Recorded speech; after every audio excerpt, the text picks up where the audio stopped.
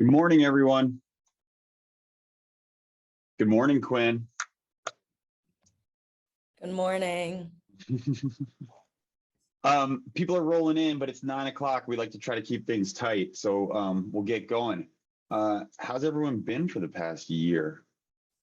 It's been a long time. The chat's rolling. Good. Welcome, Quinn. Before we get going, I want to introduce Quinn. Actually, Quinn is going to be our new Ashley. She's our new kind of head of all the administrative stuff that is involved in brain turns, which is no small effort. And so you guys have probably already been communicating with her through the Facebook group chat. You can kind of talk to her through the chat here. She kind of moderates and can help me identify questions or things like that I may miss while we're talking. Welcome everyone to another year of brain turns. This is the third time we're doing this. For those of you who don't know, we started it during COVID when people weren't really allowed to come in person anymore to shadow doctors. And it took off. It was a combination, I think, of, people needing to shadow doctors and the Netflix show promoting it and, promoting really incredible content virtually. And it's a mechanism that I think works. I think it's important. I think it's the future of medical education and pre-medical education. And all around, just, we had a great time. We did it again the second year. This is our third year. This year's a little different. So it's only 2 weeks instead of the 4 weeks. It's kind of similar to last year. We're not going to do the Spanish one this year. And it's mainly because, we don't have to be secluded in our homes anymore, or isolated anymore. We can go back to work and, we understand that. And I think there is something important to that. But at the same time, and I'm hoping in the first kind of couple of minutes of this talk, I think there's something important about what we're doing here.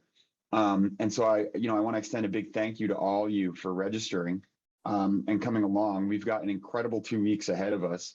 We've got fantastic speakers kind of from all aspects of neurosurgery and the medical school, hopefully offering insight into how to make, your dreams of becoming a neurosurgeon or a doctor real, or really even anyone involved in medicine in general, like healthcare as a whole. And so, I think stay tuned. As always, you'll be able to watch these either live, like you're doing right now, or they go on YouTube, and you'll be able to watch them kind of asynchronously for those of you in different time zones who aren't able to make it to our 9 a.m. Eastern spot. So give me a second. I'm going to pull up our first talk here, and then we'll get going.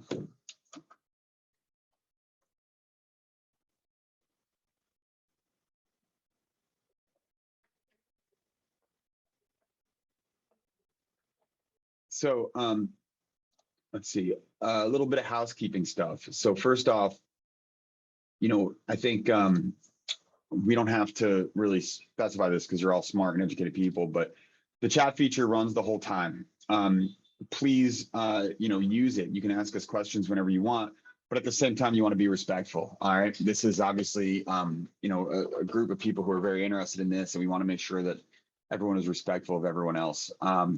Chime in whenever. I like people talking throughout the whole time. Some people may want to save questions. Actually, I just saw someone asked if we would share the schedule. I think the schedule is on the website, isn't it, Quinn? Yeah, you can find it on the website under About. Yeah. So 2 weeks, 9 to 12. We've got a whole, list of people who are going to be presenting. It's going to be great. And can you guys see my screen okay? Yeah, we see it. It's not in like webinar view, right? It's you can actually see the PowerPoint, the main title screen. Yeah, everyone's saying they can see it. All right, awesome.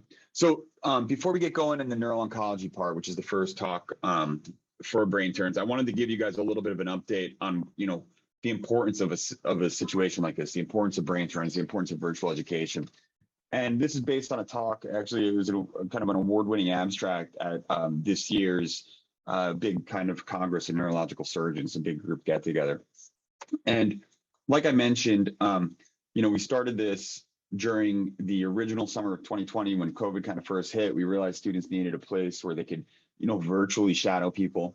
And it was concurrent with, really significant advances in what we can do on webinars, right? Multimedia presentations online, being able to provide high quality, expert lectures, really globally. And remarkably, we had 16,000 students enroll the first year. It represented 87 countries all across the world, which is pretty incredible. When you think about what, any other webinars you might have been about or involved in, or if you think about, what college you're going to even, this is a massive amount of student involvement. And when we looked at that data, we found something actually pretty unique, which is about 83% of our participants were female, which is very different than what we see when we look at, med school matriculation and people involved in medicine. It's usually, obviously 50-50 for the most part, maybe a little bit more. But when you look at practicing physicians, the number of women drops down, pretty significantly. Excuse me. And then the other big thing we learned was that we had a really diverse group. Our representation was 40% Asian, where when you look at practicing physicians, at least in the US and Canada, it's only about 17% Asian. We had a big representative group of Hispanic and Latino patients or Latinx patients or participants, and then Black and African Americans as well. And what we were seeing in terms of our involvement were really, different than what we see actually in practice. And this represents a whole host of things. That's probably a subject matter for a different conversation. But we realized that we were onto something in terms of opening up the playing field, right? Leveling that playing field, bringing what we can do globally, and giving people an opportunity to find out if this is really for them, as well as just learn and watch neurosurgery. And so you can imagine, because I publish everything, that we published this. It was an editor's choice article. We talked about kind of the benefits of what we saw with web-based education, and also the utility and importance of social media in this type of situation. And then we launched Brain Turns 2 because COVID was still going on. And we included a few different things. We targeted really our group, right? We knew that we had diversity and we knew that we had women involved. And so we made sure that we focused on these groups because this was important. We shortened the timeline from an 8-week to a 4-week. We added a week of entirely Spanish content. And we had launched an ambassador program, which actually helped promote it. All right. And we didn't do a lot of this stuff this time. Again, we kind of anticipated a small decline because people are back in person. But, these things all helped make Brain Turns 2 almost equally successful as Brain Turns 1. And so another 16,000 registrants from 100 countries this time, which is pretty phenomenal. And when you look at that number, it's not just like the same 16,000 showed up again. Actually, 60% of the registrants were brand new. They had never done this before.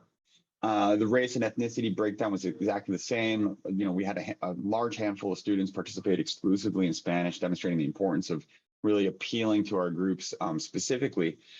And then we looked a little deeper and we said, well, we know we're expanding our population, but what does that really mean? Are these people from really underrepresented groups or just everyone? And it turns out that about 50% of our group had an income of less than $75,000 a year, household income, their families. Whereas if you look at medical school data, 80% of medical students currently matriculated have reported incomes greater than $75,000. So we were taking people who may have disadvantages, which permeate through medical education, right? People with advantages meet doctors. They get to shadow, their families know other doctors and things like that. And so our free webinars were really removing these barriers. They were really encouraging students to get involved and explore. Overall, just an extremely rewarding experience, which I'm hoping we're going to be able to recreate with you guys. Social media is critical, right? And so this was how we got the word out. We continue to do so this way. You can see TikTok, which I may be too old to use effectively, but really blew everything away. 35% of people found out about Brain Turns on TikTok, then Instagram and Facebook. And so, what I encourage you to do is continue to promote it. If you have a good time on this, if you like stuff you hear, just promote it. Pass the word on your social media. Tag us. We all have social media, handles that you guys can use. We can get you a list of that. But it's important. And I think what we're doing here is important too. The ambassador program will kind of gloss over, but what's unique about it is we let students kind of run with this, and they generated 11 independently run Instagram accounts that we had no real power over or control over. And so I do implore you, if you do this, please continue with respectful content. We don't want this to get shut down because of one bad apple. And then, does it work? All right. And so we took our surveys and we said, do people know more after going to our lectures? Are these good lectures? And the answer was kind of unanimous. Likelihood of pursuing tracks in healthcare, neurosurgery, a physician track, a nurse practitioner, a PA, hospital administration. Everyone who learned during this program, reported a higher likelihood of going into this stuff. And so again, we're going to try to recreate some of that. We've changed the lectures around a little bit. We've got different things. The nice thing is that you can always go back. Once you're registered, you can view our old videos and you can see stuff that maybe we didn't present this time that we presented last time. And so, I think it's going to be a great time. I'm super excited to be doing this again. I think, and this is kind of the main discussion point, that what this shows now 3 years in a row is the durability of web-based programming. All right. And I think that, this is going to continue to enhance access to students who are interested in medicine. It's going to continue to enhance education and hopefully help us, gather a group of individuals who are really the leaders, the future leaders, the smartest, the brightest, the hardest working. And I think it's critical to moving forward. So again, this is kind of a big thank you to you guys for getting involved and being a part of this. And we'll move on now to talk about our first lecture, if that's okay with everyone. Quinn, is there anything in the chat going on that I should know about? No, it's more basically like how they can contact further. And you can always email the brain turns. I put the Gmail in the chat. So if you have any further questions, you can always email that email.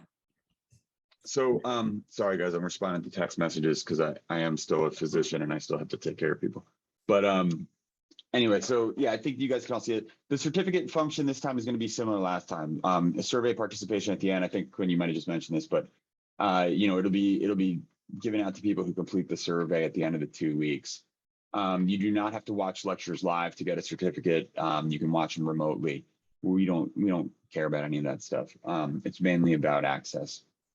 And so, all right, let's pull up our first topic. So this is what we consider the neuro-oncology talk.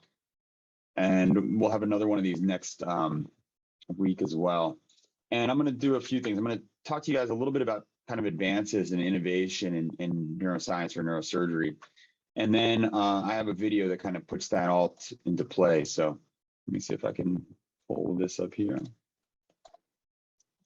All right, you guys can see this one? Yep. All right, excellent.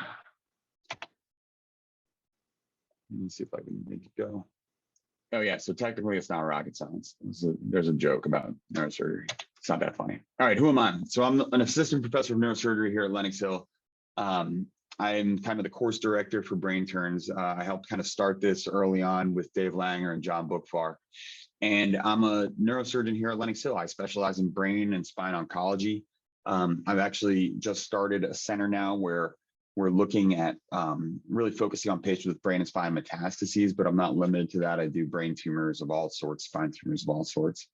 And I guess that's, my way of saying I know what I'm talking about a little bit. I'll let you guys be the judge. Give me a sec. Lenox Hill. So what are we? We're a hospital in New York City. We're a tertiary care center. We're in the middle of New York City, probably the best plot of real estate in the city. We're one of 5 kind of major academic institutions here. And over the past 8 years, we've grown to being a very important place for neurosurgery. Recently, we had a documentary that came out following Dave Langer and John Bookfar, the 2 co-chairs of the department, which if you haven't seen, I recommend you watch. It's on Netflix. It's extremely well done. The people who made the documentary did a fantastic job. And it's kind of our claim to fame. But what we do here is rooted in kind of technologies involved in neurosurgery. And we kind of pride ourselves on being very technologically forward thinking. And in order to do that, you have to kind of start at the beginning and move through. And so I think this is kind of an important lecture for that. And so what you see on the left side of the screen there, that guy in the recumbent position, that's actually the original CT scanner. So before CT scans, patients would come in and just like a neurologist, they would have a symptom and you would try to find their lesion based on what we knew about the nervous system. So maybe someone had left-sided weakness and you would have to say, oh, maybe there's something on the right side of the brain. And what they would do were these things called pneumoencephalograms, where they would do a lumbar puncture, which is putting a needle in the spinal canal in your low back, and they would inject air And then they would flip you upside down on a table and let the air all go to your head and move around. And then they would look for kind of changes in your brain. And sometimes they would do angiograms. And then based on that, they would try to triangulate where something was. And then they would do basically exploratory brain surgery to see if they could find it, which is kind of shocking. And then this company, EMI, which is, people don't know this, but it's a technology company in Europe. They were actually the record label for the Beatles, the original, the first Beatles records came out on them. They developed a CT scanner, and the CT scanner uses radiation. It goes in a circle around the head and it uses X-rays. And they were able to create images like the one you see with the dark shades of gray, and it would show abnormalities kind of in the brain. And this changed the game, right? All of a sudden now we knew where something was. And technology advanced and we got better at it. And so what you see in the top right is what CT scans look like today, with incredible resolution. And so if you were going to get neurosurgery, would you want to be operated on, from that left kind of black and white image, or this top right image where you can actually see with resolution the sulci, the gyri of the brain, all the kind of intricacies. And then MRI came about, and MRI uses magnets and actually echoes of hydrogen atoms. And we're able to get incredible resolution. So now we can not only see tumors that are in the brain, but we can see blood vessels and the anatomy of what's important. And this is all critical as we try to improve our patient outcomes, right? With everything that we do. And so using these technologies, we developed an idea about navigation. And so this is called neuronavigation. We use this, I think it's pretty commonplace at this point. And what it does is you fix the skull in place during an operation, and you use a camera system to register the surface of your skin and the bony prominences. And then using, complex algorithms we don't need to get into now, we can fuse that to the MRI. And so now all of a sudden you can put a wand on the head and know exactly where you are with millimeter accuracy. All right. And that helps us immensely in the operating room. Now our incisions don't have to be so big, they can be smaller. When we go into the brain, especially for things that are deeper, we're not on fishing expeditions, right? We know exactly where we're going, we can target. And what the image on the right kind of alludes to is that this has continued to improve. And so there you see a yellow tumor that's highlighted, and then you see this kind of rainbow color stripe. And that's actually something called the cortical spinal tract, which is able now to be mapped on your image and put onto your navigation. And so now that tract is critical to movement of your body. And so now when you remove the tumor, you know exactly how far you can go in certain directions, right? And that has helped us, like I said, improve outcomes. And this next slide kind of talks a little bit more about that, where we talk about tractography, right? We can actually see the white matter tracks as they course through the brain now. And so you can get a better understanding of where the tumor lies with respect to areas that you really should not interrupt, right? The goal of any neurosurgical procedure is to have you wake up exactly as you are, or better than where you were, right? If you go into a surgery and you disrupt the cortical spinal tract, you leave someone hemiplegic, meaning they can't move part of their body, then you've really caused a problem, and you haven't helped someone. You've possibly hurt them. Functional MRI is kind of the next step of that. What patients do is they go in the MRI machine and we ask them to perform tasks, right? And based on their task, based on their function of their brain, their action, oxygen goes to different areas of the brain, and we can image that. And we can get senses of what areas of the brain are involved with certain things. And so what you're looking at in the bottom slides there with the little red kind of, kind of globular features, that's actually language areas in the brain. So now we know that we can, plan an approach to this surgically that doesn't go near those language areas or respects them. And these images can actually be put into that navigation system. So in the operating room now, we've got this incredible ability to, basically, identify the parts of a person that make them a person and preserve them, right? And so this is all, the advancements here are absolutely critical. One of the new things that we've started incorporating here is Connectomics. Connectomics is super interesting. So the brain functions in multiple networks, okay?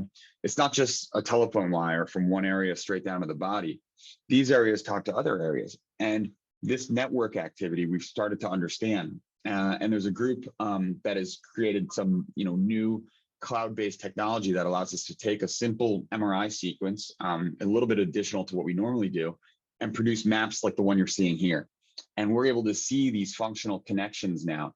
so that we know that if we go into this tumor, we can see where our margins are going to be so that we don't interrupt with these areas. This is actually the language area here coursing over the tumor.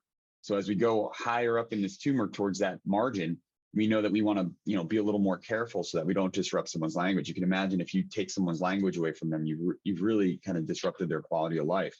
We also know that how patients do after a surgery is super important to their prognosis.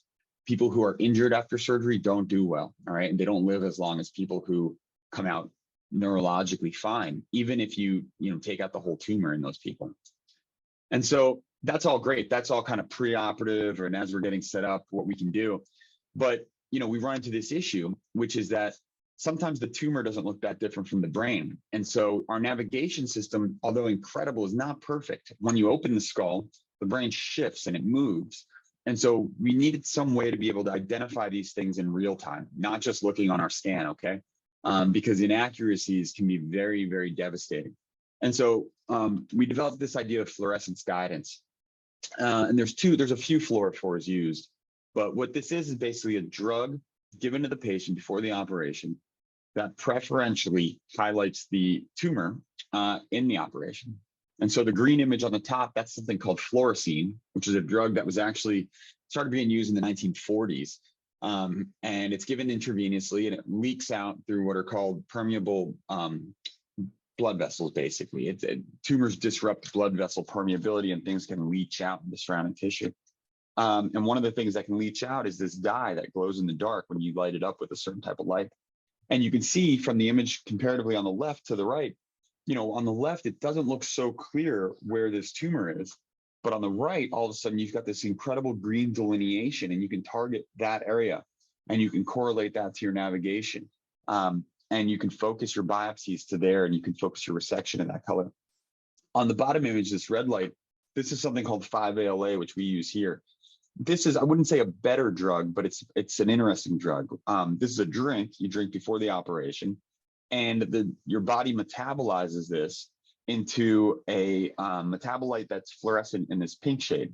Now, what's interesting about this is rather than just leaking out of these leaky blood vessels, this is metabolized by the tumor cells themselves.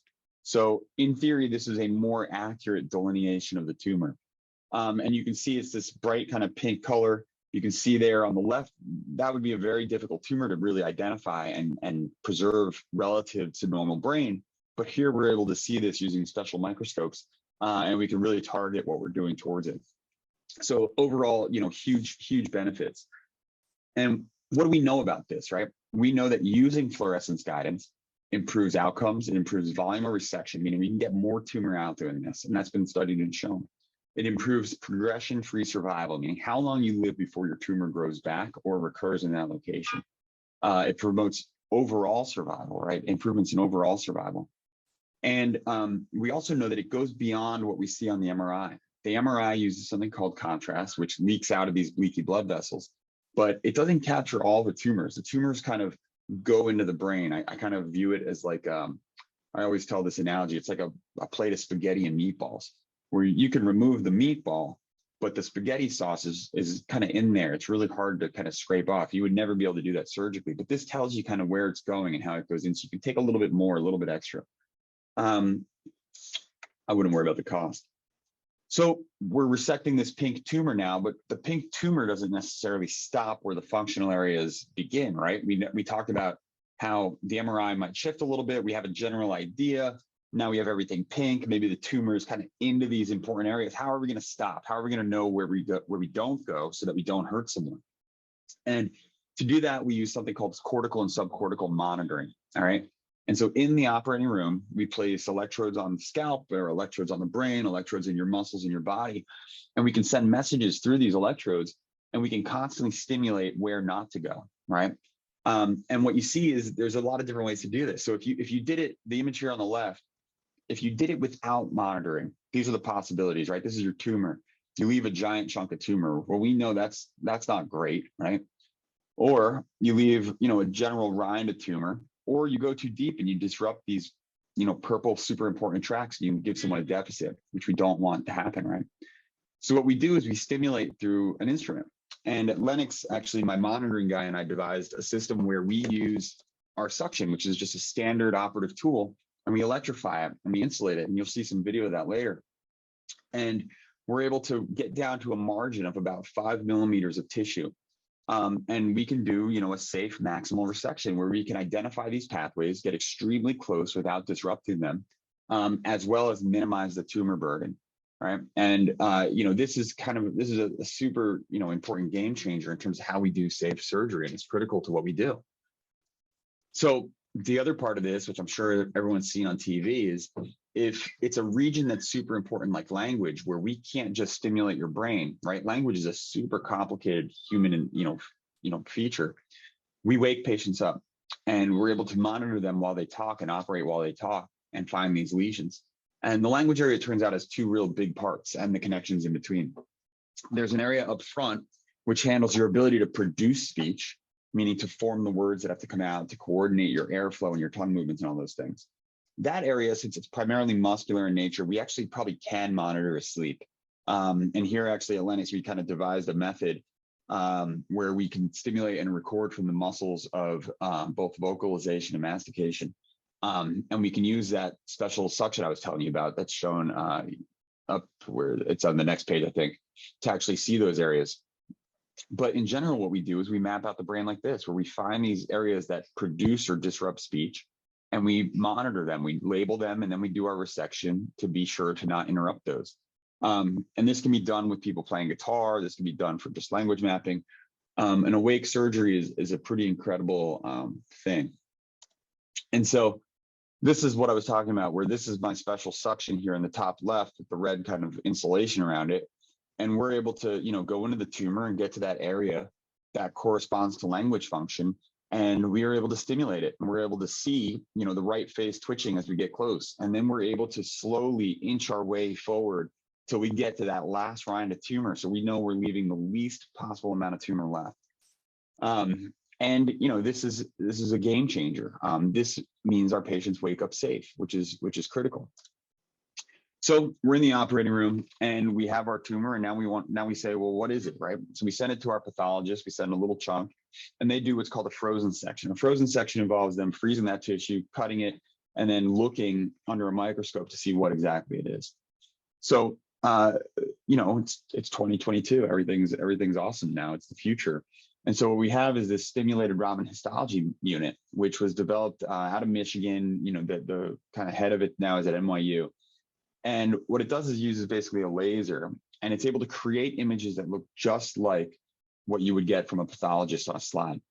And not only that, it's not FDA approved yet, but there's an artificial intelligence component of this where the AI itself can look at this picture and give you a percent, likelihood that it's a certain type of tumor. So all of a sudden, this machine is diagnosing or giving you a diagnosis in the operating room. Whereas a frozen section took, 20, 25 minutes to come back, this is done in about 2 minutes. And it's pretty incredible. It looks exactly the same. And our hope is that we can do something like this. So we can take this image on these 3 images on the top, which show a left frontal glioblastoma. We can do all of our mapping. We can understand where our functional areas are. We can do our cortical, subcortical stimulation. The tumor's glowing pink. We can take it out.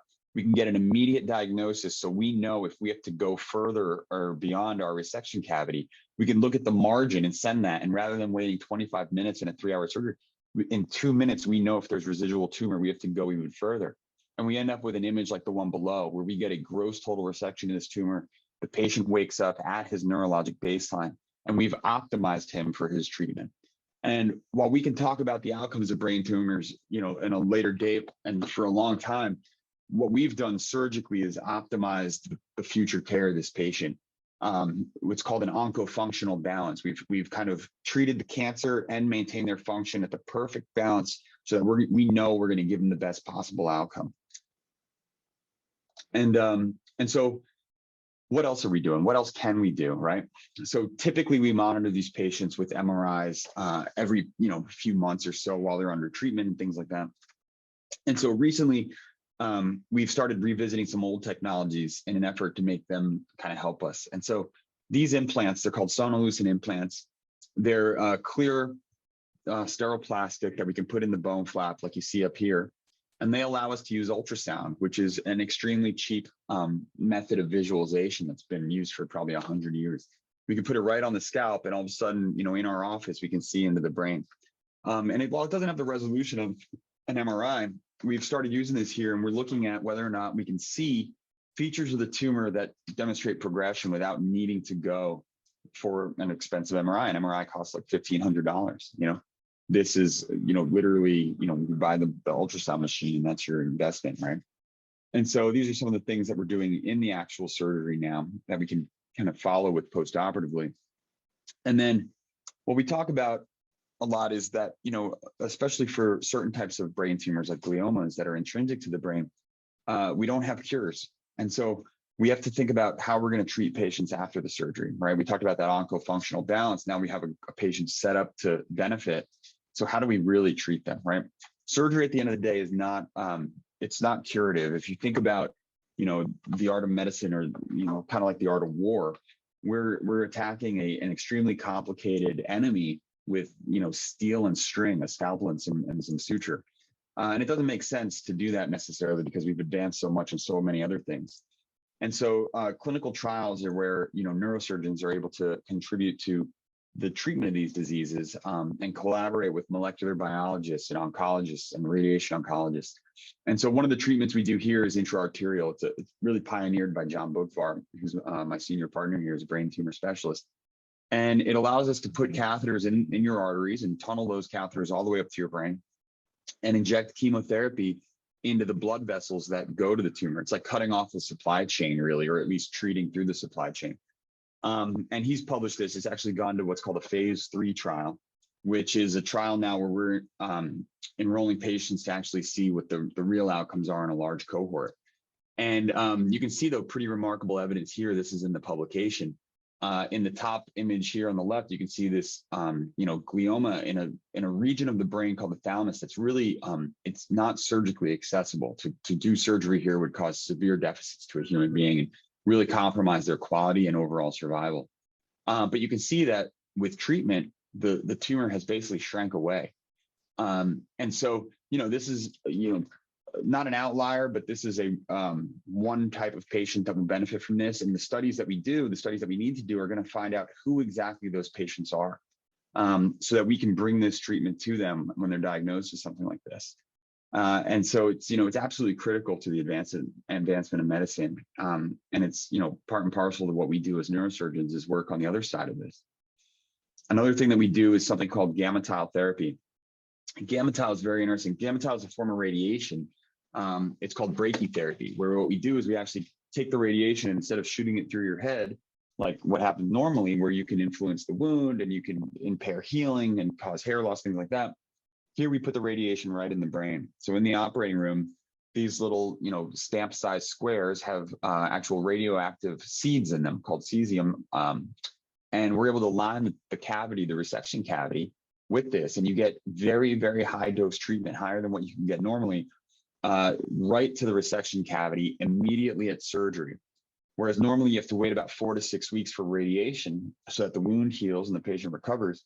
You do this right in the operating room. And this is important because if you can imagine, when you do a surgery, you don't kill every tumor cell necessarily. So those 4 to 6 weeks, there's actually a tumor recovery that happens as well. And so when you do treat, you're treating more cells than when you were in the operating room. And so this allows us right in the operating room to put these tiles down, initiate treatment immediately. Patients don't have to come back every day for 4 to 6 weeks like they would for normal radiation therapy. And so, I consider this kind of the future of how we deal with these things. And it's super important. We talked about gamma-tile already a little bit. And then something I'm kind of become very interested in is recovery. And so TMS is actually something sorry guys, just getting more text messages, that has become, it's FDA approved for the treatment of anxiety and depression. And what it does is it uses magnets to stimulate kind of areas of the brain. And those that we're able to generate electrical impulses, which basically, stimulate activity in certain regions, which can promote kind of neurons to work. And when we do this for anxiety and depression, obviously not with the surgery, this is all outside of the head, like you see here. We use an MRI to target a region and we stimulate that region, and we're able to see effects of that stimulation. But people said, well, what else can we stimulate? And so they started doing this for stroke patients, and they found that you can actually generate some recovery after stroke using this, both in motor function and language function. And that study, unfortunately, didn't meet statistical power to demonstrate a real benefit, but it was still pretty convincing. And studies, we can talk about how studies go wrong another day, but a complex clinical trial is hard to do. There's a lot of heterogeneity in the patient population. To get an actual homogeneous patient population that you can look at and find a benefit in is difficult. But anyway, some people took this and said, all right, well, what about after brain tumor surgery? Can we get benefits? And there's a clinical trial out of Germany that showed that people with arm deficits, after tumors resected in very eloquent areas, stimulation here actually recovered function faster. So now we've kind of gone from the diagnosis, the imaging, the treatment, the surgery, the clinical trials afterwards, and now the recovery to try to get function back to these patients. We're going fully globally around what it means to take care of a brain tumor patient. And this isn't here yet. We're hoping to get it started in the next year or so. And then, what's important to you guys, especially from an education standpoint, is, and kind of what this whole talk alludes to is what's the future of all this stuff. And so augmented reality, and Dr. Ben Shalom's going to talk more about this, I think, next Thursday in terms of advancements in education. But augmented reality is here. It's real. The medical field has jumped all over this. It's absolutely incredible. And so this is a system called MetaVis that we use here that is navigated. And basically we can put this augmented reality image right on the patient's head, and we can identify exactly where we need to go without having to, before we even cut into the skin, we can see the anatomy. The image on the bottom is a company called Surgical Theater, which is used at a lot of places also, where in advance you can segment out the tumor and those functional tracks, and you can actually do basically like a run through of what you're going to do surgically and really visualize where all that anatomy is, so you can make sure that you're going to optimize the outcomes for these patients. And then, patients go home and they have other doctors and they have families. And so one of the other unique things that we're able to do is utilize almost social media to a degree. Playback Health was developed by Dave Langer here. Playback Health is an app on your phone. And a lot of you have probably been to a doctor recently. You get your labs on your app and they give you your reports, but you're not a doctor, so you don't know what that means really, right?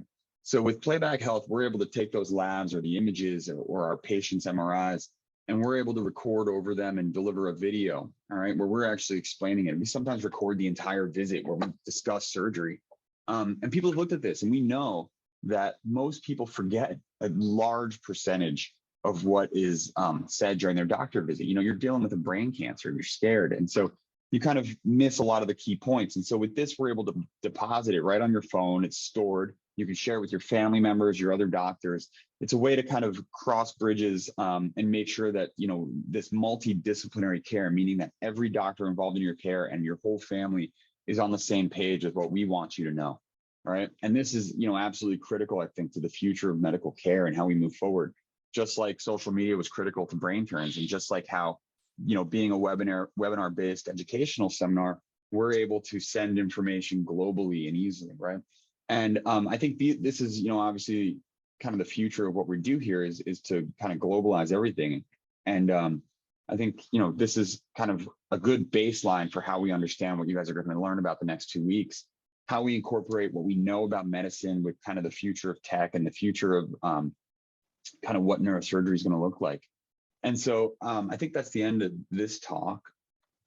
What I'd like to show you guys, because I know you're all here for virtual ORs, is a brief video kind of showing some of the techniques that I talked about. Give me one sec. There's a lot. It's a tour de force of neuroscience, neuro-oncology. I hope, I see there's a bunch of questions. We'll try to get to them before the end. Let me see. All right, can everyone see my screen? Yeah. Good. All right, so this is an awake craniotomy. So this is a 51-year-old guy. He had 2 months of progressive headache, nausea, some facial numbness. All right, and what you're going to see is he's got a tumor on the left side of his brain. All right, MRIs are reversed, and it's here. right in the kind of inferior parietal lobe, posterior temporal lobe, which is right in one of these areas of language function. All right, you can see better on this image. And so, imaging features were consistent with something called the glioblastoma, which is a tumor that comes from the brain. And so we took him for an awake surgery. So we position him, we expose the brain, and we wake him up and we have him start talking to us. And this is one of these situations, again, where, there's some discoloration here, but, what's tumor and what's normal brain, right? And we know that this is what we consider an eloquent area because of its involvement with language. This man happens to be a writer, actually. And so language function is absolutely critical to him. And so you see the brain pulsating, again, some discoloration. And so we light up our 5-ALA and we're able to see now where the tumor is, all right? This is a stimulating electrode that we're going to actually have him talk to us, and we're going to touch the brain, and we're going to find an area that's safe to enter the tumor. All right, and we actually will end up touching kind of all around this area to make sure we identify where the areas are. And then we're going to do our direct cortical and subcortical mapping, just like we talked about. Now, these are just common tools. I'm going to pause it for a sec. This is a bipolar. This is a cautery instrument. We're going to cauterize the pia arachnoid, which is the covering of the brain. This is that insulated suction I told you. So every time this touches the brain, it's stimulating the brain. So I know exactly where we are. Now, I mentioned before, language is different, which is why he's awake. So this is actually looking for his motor function, which is going to be on the deep side of that tumor. His language function is going to be exclusively dictated by that first electrode that you saw, and then his ability to continue talking to us while we operate. So we call this a corticectomy, where we're going to create an opening in the cortex of the brain. Let me move forward a little bit. I don't want to run out of time. And we cauterize these little blood vessels on the top, and then we use a scissor to actually cut into it and identify some tissue in here. And then we're going to send specimen. And so we send a tissue biopsy, which you'll see in a minute. Here comes our tumor forceps, and we grab some of that tumor tissue that we know is tumor because it was pink. And we send that to our Raman histology, which shows us that this is a glioblastoma. And then we start our dissection. And there's a lot of different instruments you can use. There's no right or wrong way to do this. Here I'm using a blunt instrument along what's called the peel margin here to identify tissue. And you can see the discoloration now a little bit clearer. And again, we're stimulating as we operate. We're here, again, identifying the boundaries of this tumor as we go all the way around. And let's keep going here. These are little cotton patties that we use to identify the margin. And here, once we've separated it and identified it, now we're going to start debulking it, right? And so again, we're kind of identifying the margins down deep. We're taking everything that looks, directly like tumor out. And then here we're using the 5-ALA after the majority of this has been removed to identify these margins, right? And you can see that this is a different color. It's not as bright as it was. And that's because we're close to the edge of this tumor. And so again, the patient's talking to us the entire time. This is what we see on the stimulation screen. So as we operate, we can see, subcortical potentials monitoring things as we get deep, the hand, the face, where else? The leg over here. And you can see if there's signals, it means we're getting close, right? So this goes a lot slower than this. I'm just showing it fast to show you guys. And then we increase our potentials or decrease them depending. And then we see, actually, you know what, there's some more tumor up top here. And this is a nice nodular area of red tumor, and we're able to resect that and take this very, very close. This suction now is identifying that cortical spinal tract on the deep margin. So I know based on this mapping here, I don't want to go any deeper than there. And so what we'll do is focus on a different area where we can remove some more of this red. And you'll see that, as you get closer and deeper, it kind of, the tumor tissue goes away and you get more normal brain tissue that's not fluorescent. Right. And then we get kind of to the last kind of margins here where we can't really go any further. The red is almost completely gone. And we're going to obtain hemostasis here. This is a agent that stops bleeding. And we can fill up the cavity with that, and then we'll irrigate that away. And this is what we end up with, which is just like what I showed you before. The patient wakes up, he's able to speak, he's able to write, he's able to communicate. We get a gross total resection of the enhancing tumor. We know that there's residual, but we know that it's also going into areas that when we stimulated were deemed functionally important. And so we don't go after that. And he wakes up and, he's enrolled in clinical trials. and he's still undergoing treatment today. And so this is, you know, a win, kind of everything we talked about in action. That's the pathology from the Raman histology. So you guys can see it looks just like a regular H&E. It's pretty incredible.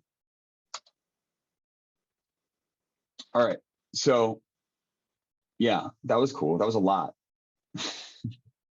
I see that there's some questions, so I'm going to kind of back up a little bit. Quinn, is there anything I need to answer more urgently?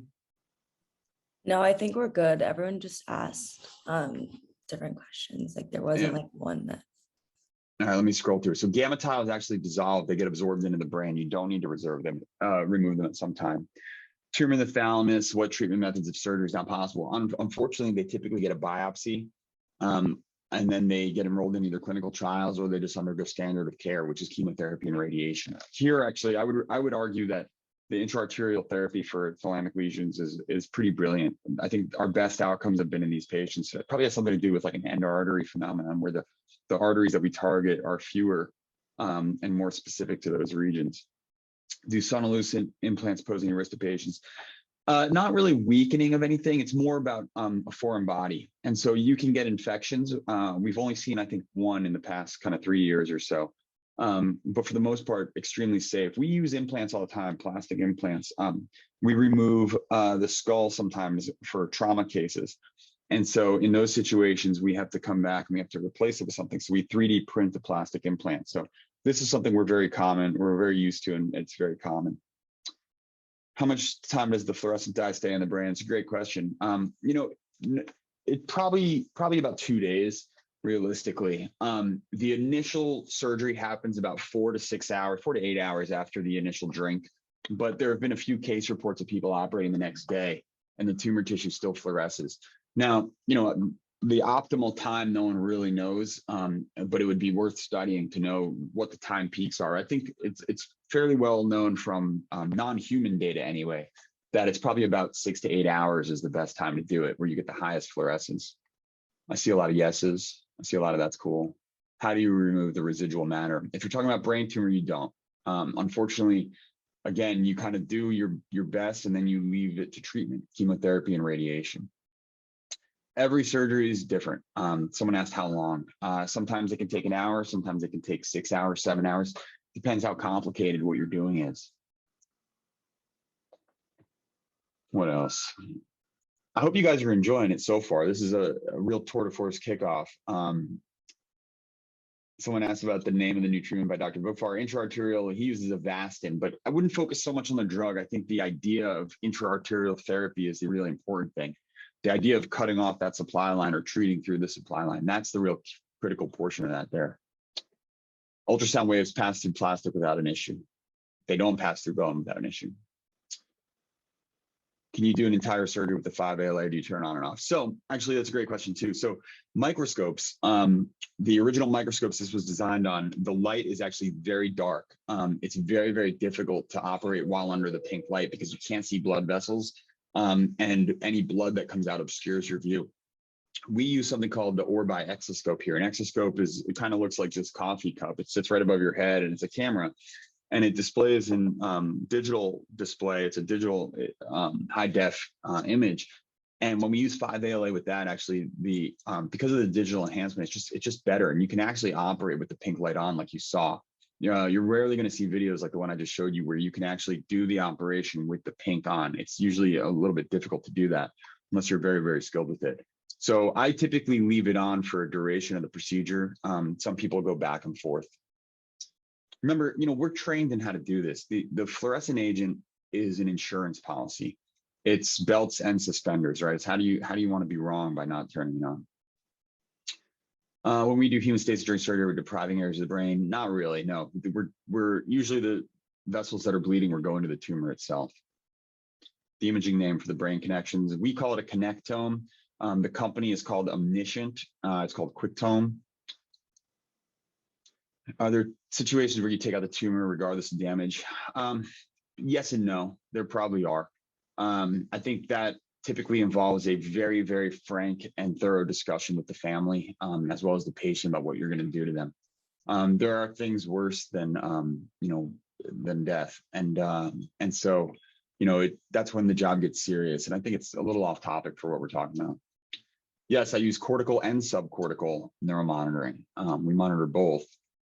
Patient usually awake about 4 hours, 4.5 hours is the longest. I try to do it shorter. The local anesthetic tends to wear off. And so you don't want to keep people asleep or awake for too long because it becomes very uncomfortable. The gamma implant is placed permanently. 5-LA is dosed. It's a standard dose, 20 mg per, it's a weight-based, but standard 20 mg per kg. What else? The brain tumor, when it comes out, the space does fill up. It takes, usually a month. With gliomas, that's involved brain, so that doesn't come back. With a meningioma or metastasis, it'll sometimes fill in that space. How do you perform surgery without getting tired? You get tired. It's all right. What was your journey like? People love the journey question. We're going to get into the journey question. I went to school for a long time, and then I became a neurosurgeon. Let's see. When injecting chemo right to the brain, does it have some side effects as a regular? So then, great question. So first of all, we're not injecting chemotherapy directly into the brain, although some places are doing that.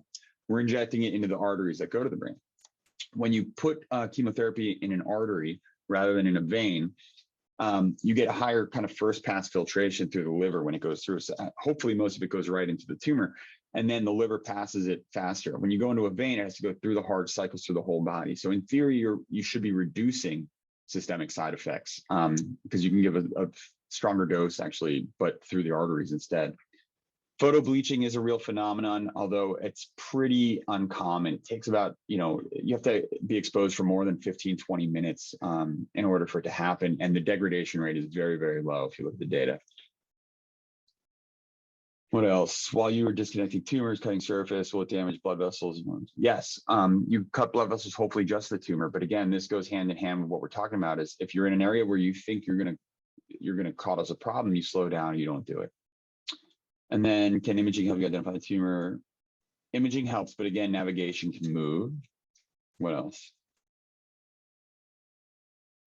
It's not a complete AR session. Someone asked the name of the doctor next Thursday. Dr. Ben Shalom, he's actually going to give a talk today at 11 regarding kind of a newer field of neurosurgery called neuroplastics. It's something that we're doing here. Is it possible to detect tumors using the dye? So the dye, you have to be looking at the brain, but we do use it sometimes to confirm that our biopsy was correct. So sometimes when you biopsy the brain, you don't know that you actually got it, especially in deep-seated tumors where we do a small needle biopsy. So you can use it to identify that. How important is research and working on publications into getting into neurosurgery? It's a tough question. It's becoming more and more important, more not just because it's really important, more because so many more people are doing it, right? And so, again, the internet has made it very accessible. And you can write papers from anywhere, all right? 90% of writing is done at home on your laptop, right? And being able to collaborate has never been easier. And so I think if you're interested, try it, right? You don't have to commit to anything long-term, but you can get involved. Will there be a season 2 of Lennox on Netflix? I don't know. I think there's another season of something from Lennox Hill, but I'm not sure if it's the same show or a different show. Gotta stay tuned, I guess. What else? I don't do deep brain stimulation. I'm mainly oncology. Blood-brain barrier with the chemotherapy. Yeah, so we actually have to open the blood-brain barrier. We use something called mannitol, which gets distributed through the arteries. What else? Well, I think we got about 5 minutes left. And the next topic is going to be actually by the medical school, who are going to be just talking to you guys. So it's a great talk. It's really well received every year. I would want to say I appreciate your guys' time and energy in getting involved in this. You guys should find me on social media if you haven't already, and find everyone in the group, and especially Lennox Hill Neurosurgery as a whole. And stick around. We got 2 amazing weeks. Hopefully, again, you guys will all watch the videos now and online later. And we're super excited to have you all back with us. It's a real pleasure.